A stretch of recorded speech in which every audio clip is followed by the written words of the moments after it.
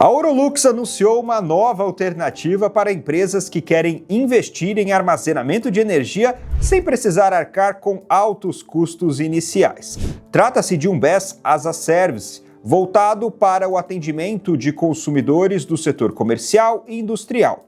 Entre as funcionalidades da solução estão recursos como Peak Shaving, que reduz picos de demanda, Time Shifting, que desloca o uso para horários mais baratos, e o Backstart, usado na recuperação do sistema após falhas. Com até 8.000 ciclos de carga, o sistema é voltado para quem busca estabilidade energética e eficiência de longo prazo, principalmente em operações que dependem de energia constante. Mas e você? Acredita que com o crescimento do mercado de armazenamento, o modelo BESS as a Service pode se tornar uma tendência no setor de energia?